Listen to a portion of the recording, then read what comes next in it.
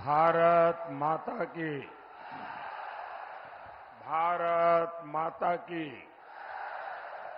भारत माता की। मेरी एक रिक्वेस्ट है, जो हमारे होनहार नौजवान हैं, जो बड़े साहसिक नौजवान हैं, देश को इन नौजवानों की बहुत जरूरत है।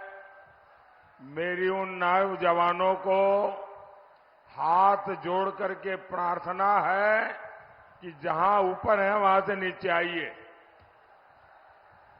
नीचे उतरिए आप लोग। देखिए, कोई भी गिरेगा तो मेरे लिए वो बहुत दुखद होगा। आप नीचे उतरिए।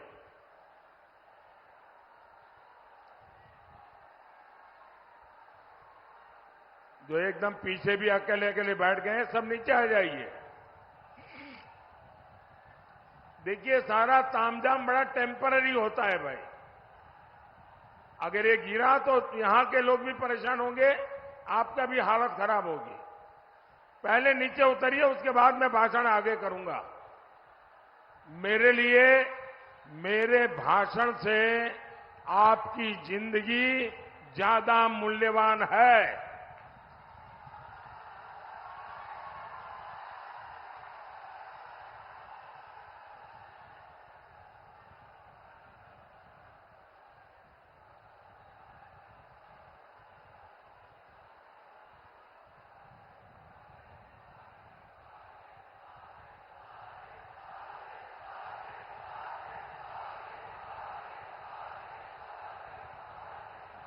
वो जो लास्ट में दो लोग खंभे पे, नीचे आओ भाई। वो जरा पीछे एकदम आखिर में नीचे आओ। ये सब नीचे आइए भाई।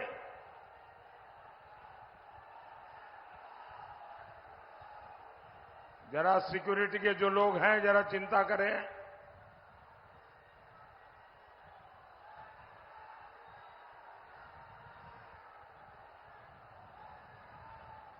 आपको नीचे आना पड़ेगा भाई, आपको नीचे आना पड़ेगा। मैं आपकी जिंदगी को कुछ भी हो जाए, ये मेरे लिए बर्दाश्त नहीं होगा भाई। आप मेरे अपने हैं, मैं आपको कैसे परेशान देख सकता हूं।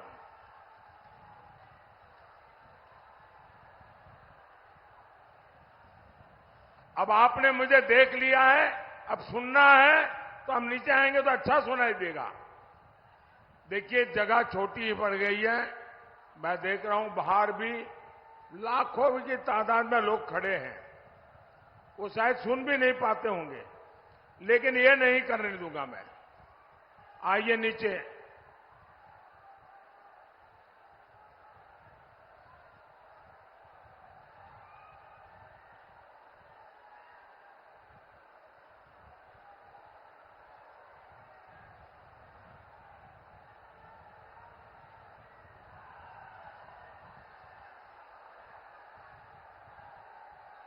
शाबाश, बहुत समझदार है सब नौजवान। हाँ, शाबाश। अभी एक रह गया उधर, आ जाइए भाई जल्दी। जरा उनको नीचे लाइए। अब वो चढ़ तो गए, लेकिन परेशान है कैसे उतरे। हाँ, शाबाश, नीचे आ जाओ भाई, नीचे आ जाइए। आइए।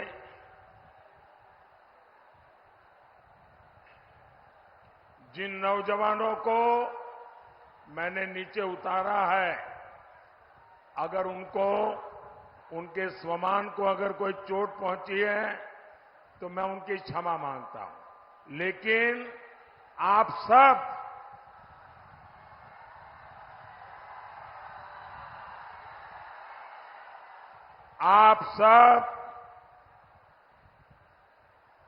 मेरे परिवार के सदस्य हैं।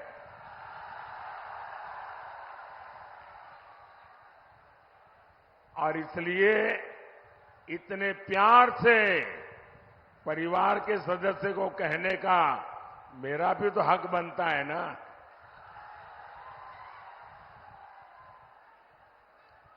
भारत माता की, भारत माता की, बाबा हंसनाथ की, बाबा हंसनाथ की, बाबा महेंद्रनाथ की, बाबा महेंद्रनाथ की। ई पवित्र धरती पर हम रउआ लोगन के वंदन अभिनंदन करतानी।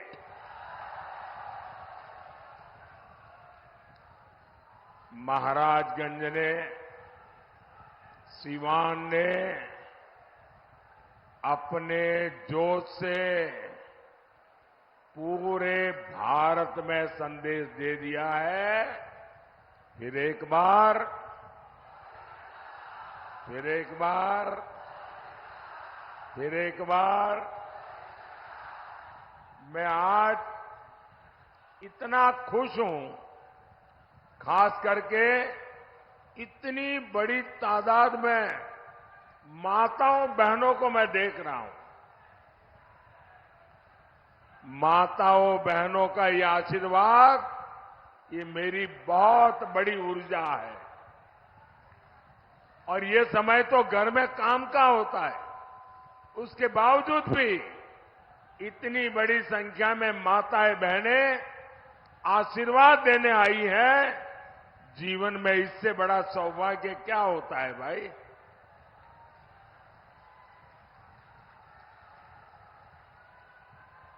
साथियों, मेरा ये बहुत सौभाग्य है कि इन दिनों मुझे देश के कोने कोने में देशवासियों के दर्शन करने का सौभाग्य मिला है। पूरे देश में मैं मातृशक्ति का जो जज्बा देख रहा हूं, माताओं बहनों का जो प्यार देख रहा हूं, हमारे नौजवानों का जो उत्साह देख रहा हूं, गांव हो, गरीब हो, किसान हो, एक प्रकार से सारा देश के उज्जवल भविष्य के लिए संकल्पबद्ध हो चुका है। और मैं भी आपको गारंटी देता हूं, मैं आपके लिए दिन रात मेहनत करूंगा, पहले से भी ज्यादा मेहनत करूंगा।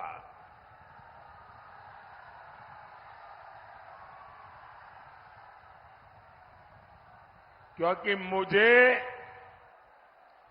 आपके लिए, आपके भविष्य के लिए, आपके बच्चों के भविष्य के लिए विकसित बिहार बनाना है, विकसित भारत बनाना है। भाइयों बहनों, गरीब से गरीब मां बाप भी हमेशा चाहता है कि जाने के बाद बच्चों को कोई विरासत में दे करके जाए। हर एक के मन में रहता है कि कोई विरासत छोड़ के जाए। भाइयों बहनों, मोदी एक ऐसा इंसान है जिसे अपनी कोई विरासत नहीं है।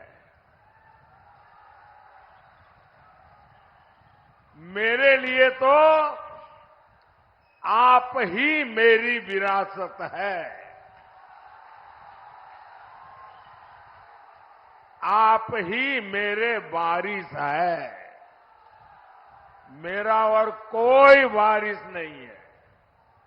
और इसलिए मुझे आपका और आपके बच्चों का उज्जवल भविष्य बनाने के लिए अपने आप को खपा देना है।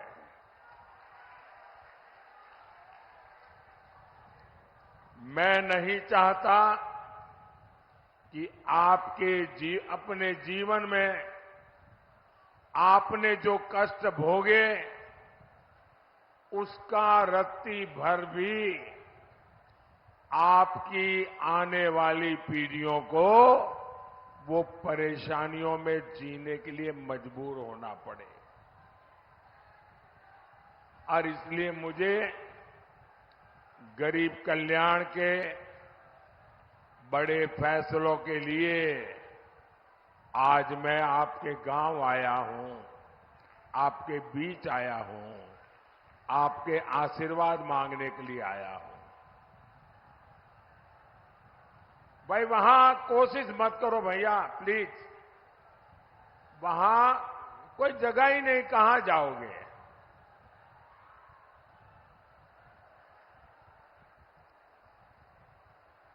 अब आप मुझे देख नहीं पाओगे, सुन सकते हो जी। ये स्क्रीन पर कुछ दिखाई दे तो देखिए आप। मैं जानता हूं संख्या बहुत ज्यादा है, आपको तकलीफ होती होगी। मैं आपकी तकलीफ के लिए मैं खुद क्षमा मांगता हूं, लेकिन आप जहां है वहीं रहिए, आगे आने की कोशिश मत कीजिए भैया। मेरा तो सौभाग्य है कि इतना कष्ट उठा करके आप हमें आशीर्वाद देने आए हैं। भाइयों बहनों, आपके उज्जवल भविष्य के लिए देश को केंद्र में फिर एक बार मजबूत सरकार चाहिए। भाइयों और बहनों, जैसे जैसे 4 जून पास आ रहा है, मोदी के लिए इंडी वालों की गालियों और बददुआओं की संख्या जरा बढ़ती ही जा रही है। इनसे बर्दाश्त नहीं हो रहा कि मोदी को देश की जनता अगले 5 साल के लिए फिर से चुनने जा रही है। जिन्होंने बिहार को जंगल राज दिया, नौजवानों को पलायन दिया, परिवारों को गरीबी दी, जिन्होंने बिहार के लोगों को मारा, तड़पाया, माताओं बहनों का जीवन बर्बाद किया, जो लोग आकंठ भ्रष्टाचार में डूबे हैं, जिन्हें अदालत ने घोटाले का दोषित साबित किया है, इन लोगों की आंखों में मोदी 2400 घंटे खटकता है। लेकिन इनकी लाख कोशिशों के बाद भी मैं आपकी सेवा में डटा रहूंगा।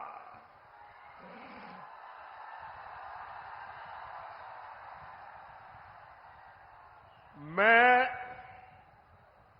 दिल से जनता की सेवा करता हूं, इसलिए देश की जनता से मेरा दिल का रिश्ता है, दिल का रिश्ता है। और इसलिए हर दिल में, आज हर दिल में मोदी है।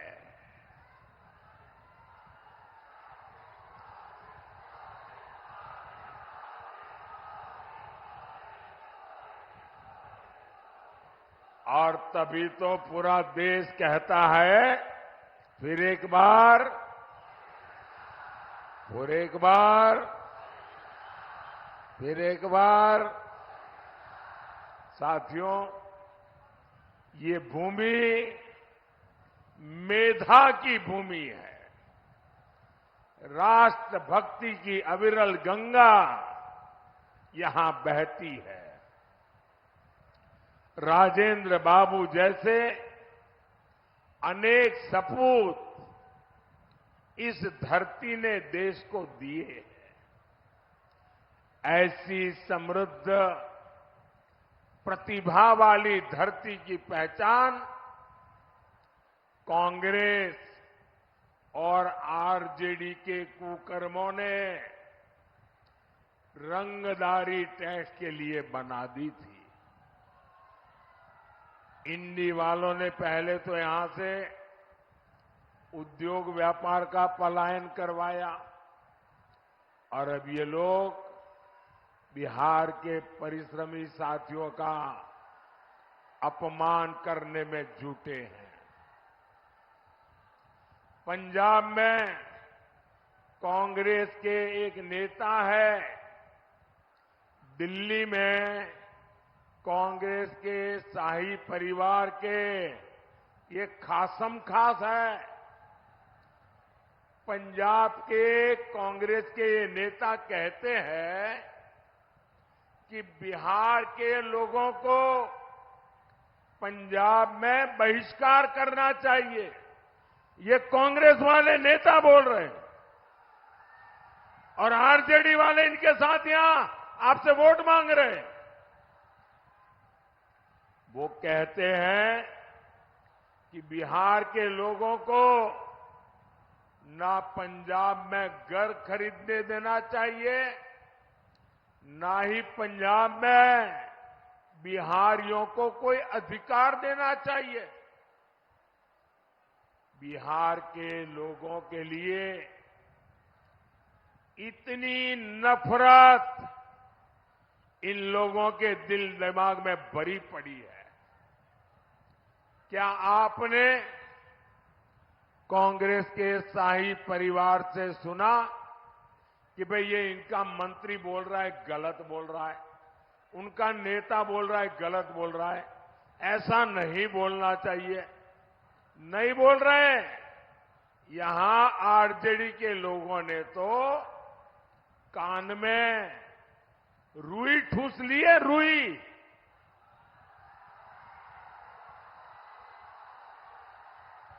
बिहार की मान मर्यादा, बिहारियों का सम्मान इंडी गठबंधन वालों के लिए कोई मायने नहीं रखता।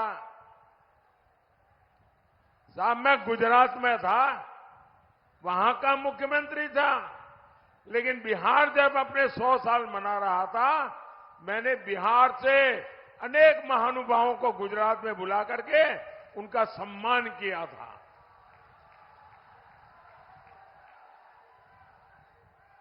जब डीएमके के लोगों ने बिहारियों को गाली दी, जब तेलंगाना के कांग्रेस के नेता ने गालियां दी, तब भी ये शाही परिवार अपने होठों पे ताले लगा करके बैठ गया था।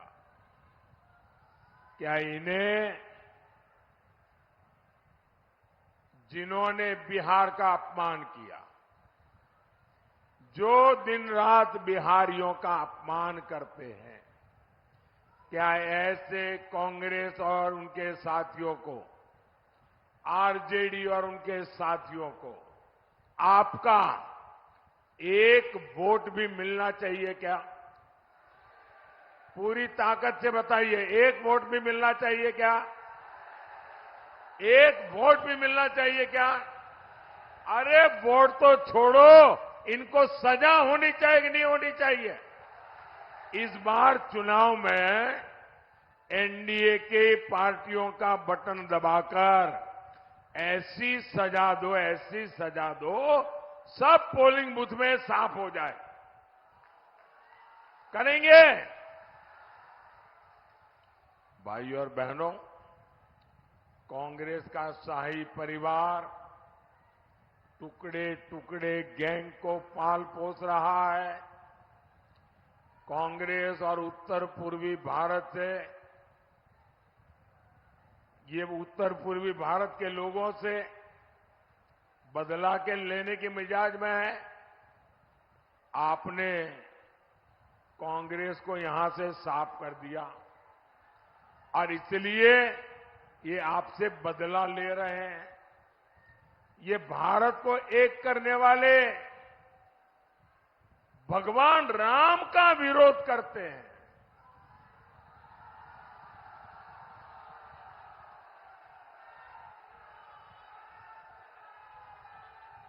अयोध्या में राम मंदिर बना, आपका गौरव बढ़ा कि नहीं बढ़ा? आपका माथा ऊंचा हुआ कि नहीं हुआ? आपको संतोष हुआ कि नहीं हुआ? रामलला को अपना घर मिल गया, आप खुश हुए कि नहीं हुए? ये आरजेडी और कांग्रेस वाले दुखी है, बताओ। जिस कांग्रेस आरजेडी की राजनीति भारत के टुकड़े टुकड़े करने वाली है, उसको साफ करने की जिम्मेदारी महाराजगंज की भी है और सिवान की भी है। भाई और बहनों, कांग्रेस, आरजेडी और उसके साथियों ने हमेशा इस देश को पीछे ले जाने का खेल खेला है। ये खुद लाखों करोड़ के मालिक हो गए और जनता रोटी, कपड़ा, मकान के लिए जूझती है। इंडी गठबंधन का मंच राजनीतिक मंच नहीं, लाखों करोड़ों के घोटालेबाजों का सम्मेलन है। भ्रष्टाचार का अता पता, उसका नाम है इंडी गठबंधन। इनके मंच पर करीब 20 लाख करोड़ रुपए के घोटालेबाज एक साथ बैठते हैं। जब ये इकट्ठा होते हैं तो इनमें तीन बुराइयां एकदम साफ नजर आती है। कोई अपवाद नहीं है। ये तीन बुराइयां ये इंडी गठबंधन के सब में समान है। ये तीन क्या बुराइयां हैं? ये इंडी अलायंस वाले घोर कम्युनल है, 100% सांप्रदायिक है। दूसरा, ये इंडी अलायंस वाले घोर जातिवादी है, 100% जातिवादी है। और तीसरा, ये इंडी अलायंस वाले घोर परिवारवादी है, 100% परिवारवादी। अपने बेटे बेटी के सिवा कुछ करना ही नहीं। ये वो लोग हैं जिनकी सरकारों में देश सांप्रदायिकता की आग में जले। ये वो लोग हैं जिन्होंने सालों तक देश को जातिवाद में बांटकर पिछड़ों का हक मारा है। ऐसे लोग बस देश बांट सकते हैं, ऐसे लोग देश का खजाना लूट सकते हैं, लेकिन देश को आगे नहीं ले जा सकते। साथियों, मोदी ने अपने 10 साल में 25 करोड़ गरीबों को गरीबी से बाहर निकाला है।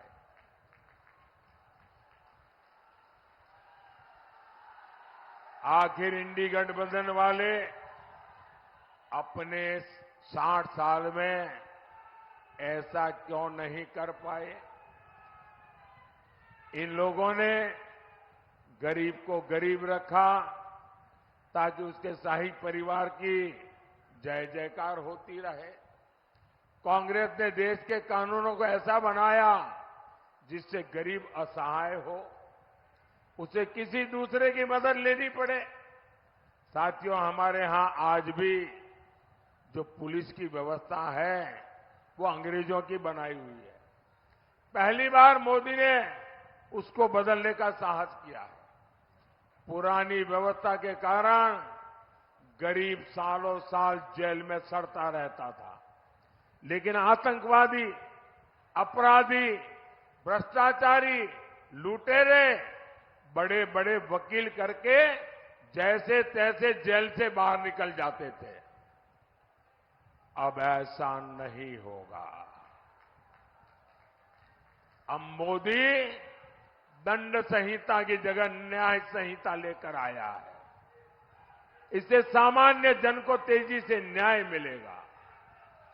अब आतंकियों का, आपको लूटने वालों का बचना और मुश्किल हो जाएगा। साथियों, यहां इतनी बड़ी संख्या में हमारे साथी खेती से जुड़े हैं, किसान हैं। 10 साल पहले तक एक भी रुपया किसानों को कांग्रेस सरकार से मिलता था क्या? पीएम किसान सम्मान निधि से सीवान के किसानों को अब तक करीब 1200 करोड़ रुपए मिल चुके हैं। सारण के भी किसानों को 1500 करोड़ रुपए मिले हैं। सिर्फ 5 साल में ही इतना पैसा मिला है, वो सीधे सीधे उनके खाते में गया है। भाई और बहनों, गरीब का ये बेटा आज आपके जीवन को आसान बनाने के लिए दिन रात मेहनत कर रहा है। आज करोड़ों गरीबों को मुफ्त अनाज मिल रहा है। आज घर घर नल पहुंचा है, बिजली पहुंची है, टॉयलेट हुआ है। मोदी ने सस्ता सिलेंडर बहनों तक पहुंचाया है। मुझे बहनें बताती हैं कि मुफ्त इलाज की योजना से उनको बहुत फायदा हुआ है।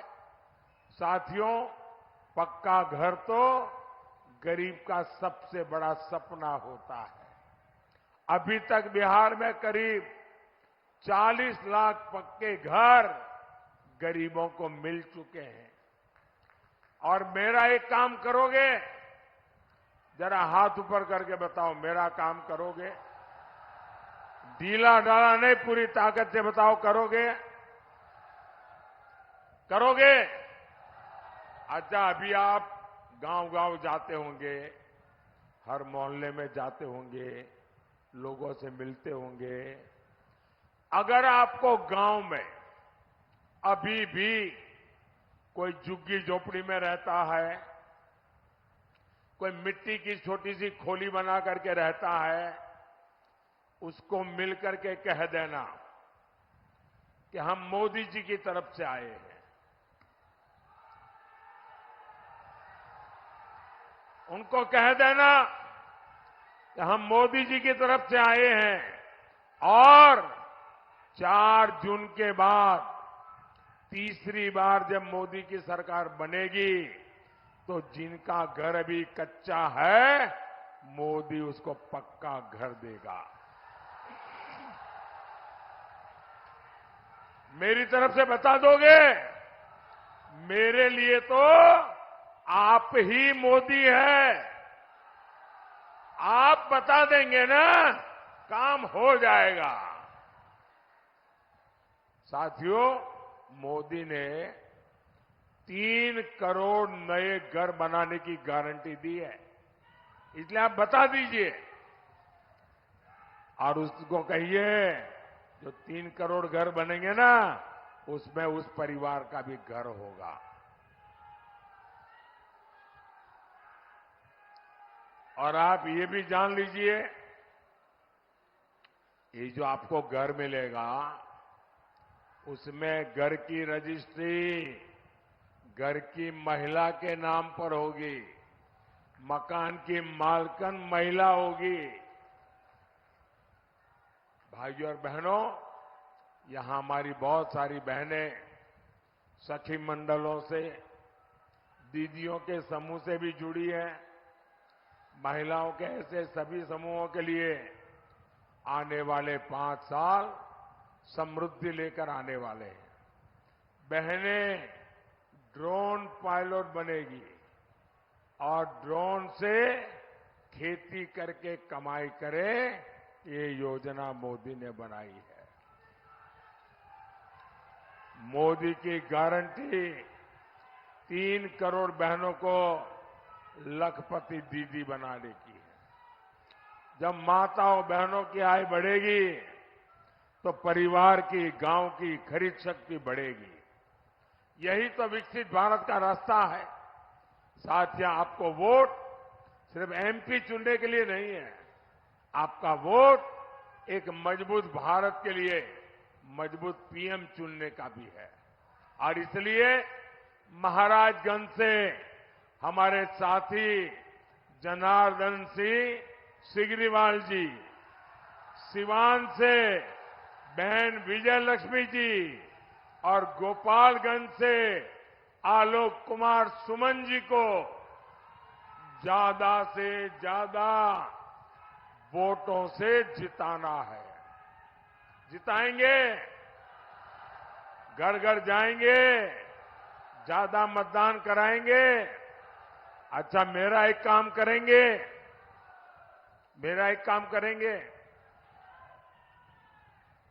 क्यों ठंडे पड़ गए भाई? इनके लिए तो बड़े उत्साह से बोल रहे हो। इनके लिए बोला तो हाथ ऊपर कर दिया, मेरे लिए बोला तो हाथ नीचे हो गया। मेरा एक काम करोगे? पक्का करोगे? यहां से ज्यादा घरों में जाना, ज्यादा से ज्यादा परिवारों में मिलना और सबको जाके कहना कि अपने मोदी जी आए थे, मोदी जी ने आपको जय श्री राम कहा है। मेरा जय श्री राम हर घर में पहुंचा दोगे? हर परिवार में पहुंचा दोगे? बोलिए भारत माता की, भारत माता की, भारत माता की। बहुत बहुत धन्यवाद।